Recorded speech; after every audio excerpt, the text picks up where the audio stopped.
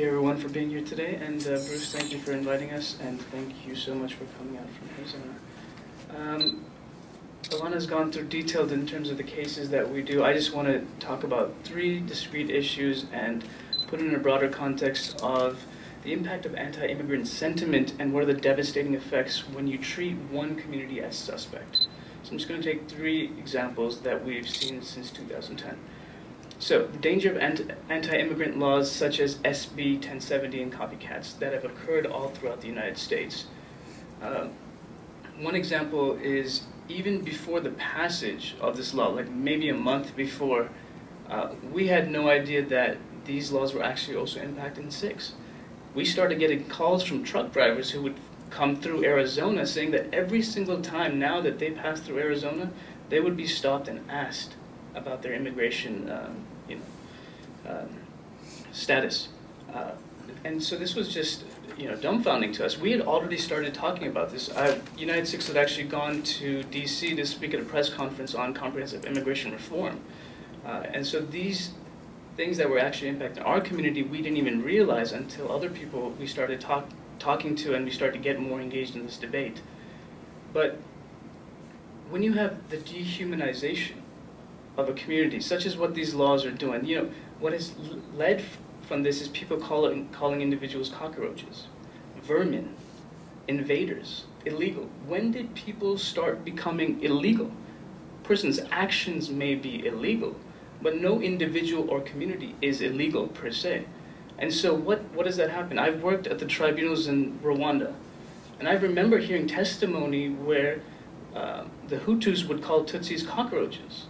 You look back at the laws and you look back at the Holocaust, Jews were often called vermin. So these are very, very dangerous processes, very dangerous language that's being used to incite people. And so we're not too far away from actual violence in this case, and we have seen it. Now we see them in the form of what's the impact of these laws, hate crimes. According to the FBI, in the last decade, there's been a 40% increase in hate crimes against Latinos. Even here in New York, in Staten Island, in a 4-month period in 2010, there were 10 hate crimes against Mexicans, Hispanics, Latinos. 10 in 4 months. So that's just one issue of anti-immigrant laws and its impacts. Number 2, the danger of elected officials who instigate anti-immigrant sentiment. Now in 2010, you may be aware that Senator Knotts from South Carolina made a comment about Nikki Haley, who was running for governor. Nikki Haley hails from a Sikh background. Her parents are Sikh, her father wears a turban, he has a flowing beard. But she converted to being Methodist at the age of 18. Yet Senator Knotts only saw that as a means of using Christianity and that conversion as a means of getting into power in government. He did not see that this person had converted when she was an adult, a young adult, and has been Christian for, God, I believe, like 20-something years. These are some of his statements. He believed Haley had been set up by a network of Sikhs and was programmed to run for governor of South Carolina by outside influences in a foreign country. He claims she was hiding her religion because she wanted to influence voters. After talking about Governor Haley's father and the fact that he wore turbans, he immediately followed up that conversation by saying, "We're at war with these people." What people, the interviewee said? "I didn't know we were at war with India." The point is, he did not realize the distinction between Sikhs, Muslims, Arabs, or anyone else.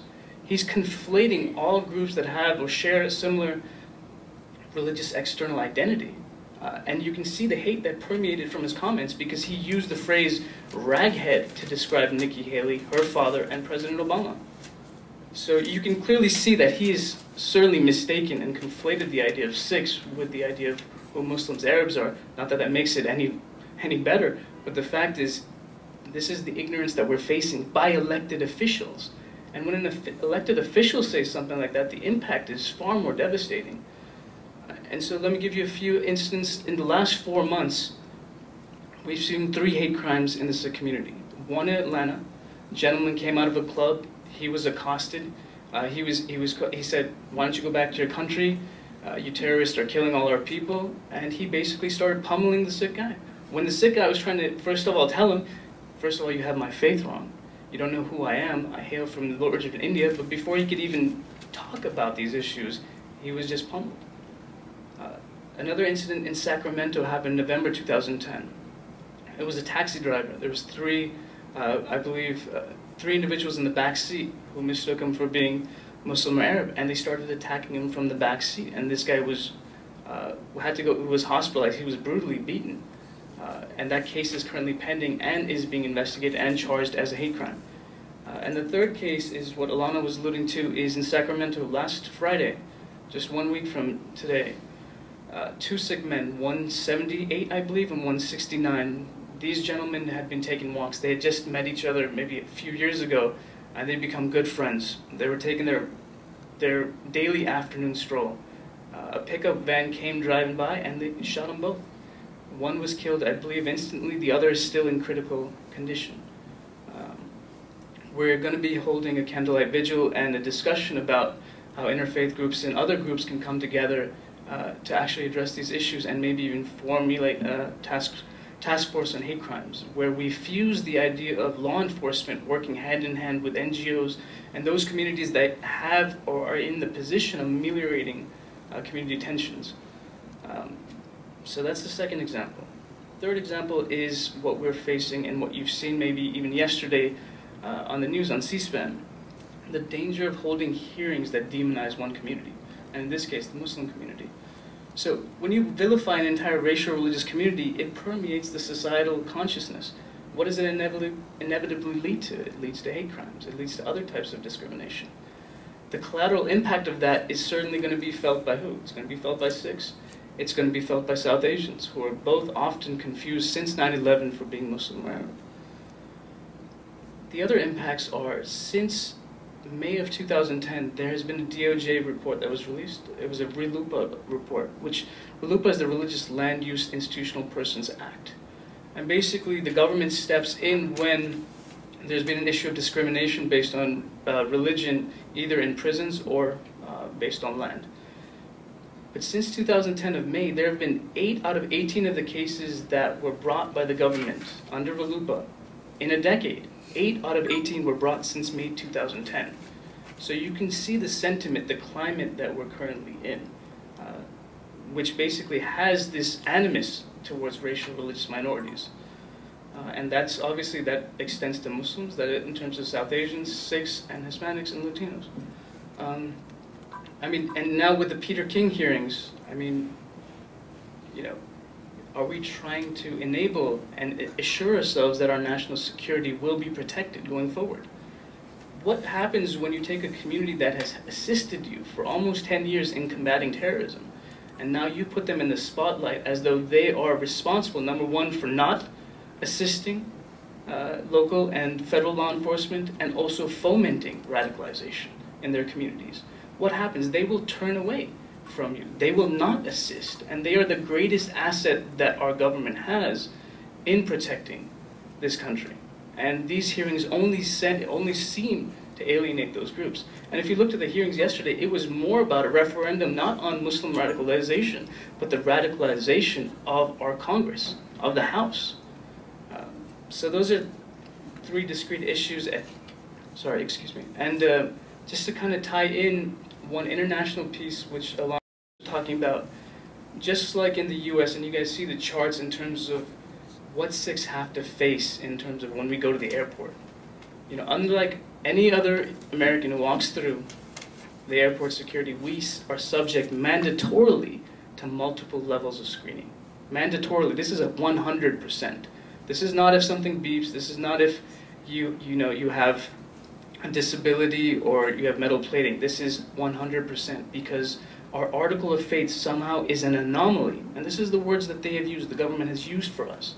Our turbans are an anomaly. They cannot be screened properly. So you have the greatest machine called the AIT, Advanced Imaging Technology, but you're saying it cannot look through folds or layers of the turban? But it can look through folds and layers of baggy jeans and other clothing, dresses, other things? Religious cultural dress? Why is the turban something that is always scrutinized in such a fashion? So we've also seen this in Europe.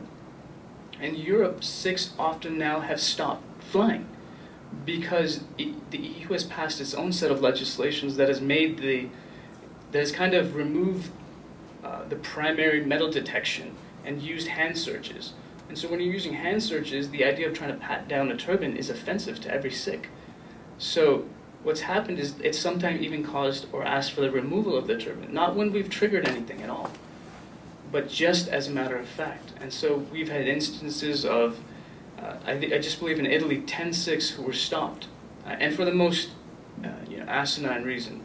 Basically, they were told that our metal detection equipment or other equipment was failing. We didn't have a means to screen you, so you have to go to a private room, remove your turbans, your article of faith, your dignity in front of us in order to fly, otherwise you will not fly. So the idea of freedom of movement, ICCPR, the International Covenant on Civil and Political Rights, has inbuilt in its treaty the fact that it's a fundamental right for freedom of movement. The EU itself, one of the four fundamental rights of the EU is freedom of movement of persons. You cannot do that when you have these type of discriminatory policies in place. Thank you. And I'd be happy to answer any questions.